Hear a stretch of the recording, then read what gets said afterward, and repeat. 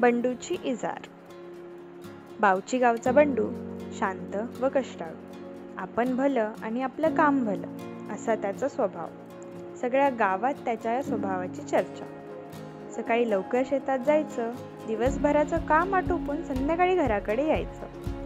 घरी आल्यावर आपल्या मुलीशी खेळायचं, कट्ट्यावर चक्कर मारायची आणि जेवायच्या वेळी पुन्हा घरी यायचं असा त्याचा दिनक्रम.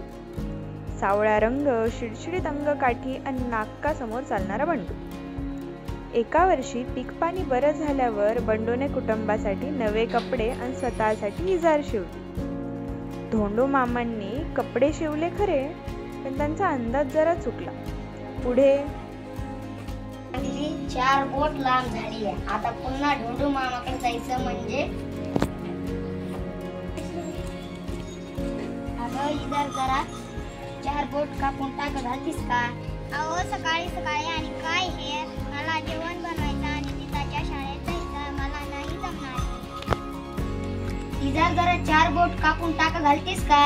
ताई दादा मला केवढा अभ्यास आहे, आता कॉलेजची वेळ होईल, मला नाही जमणार. आई इधर जरा लांब झाली, 4 बोट कापून टाक घालतीस का? ठेव तिकडे तुझी जात, इथं माझी वैरण कापून कापून माझ्या हाताचे तुकडे पडले.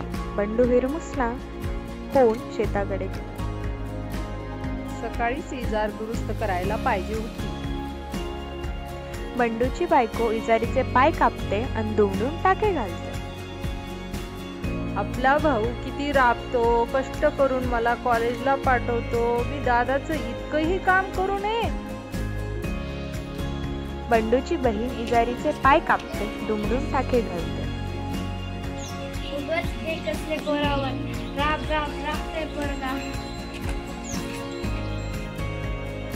बंडूची आई इजारीचे पाय कापते, दुमडून टाके घालते. बंडू शेतातून घरी येतो.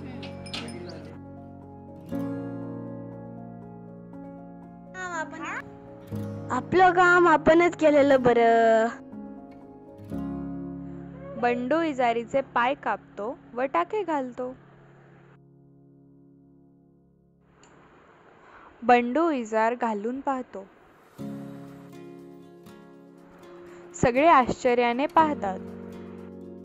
मी इजार 4 बोट कापली. मी पण. अगं बया मी पण. आणि मी पण. सगळे खळखळून हसतात.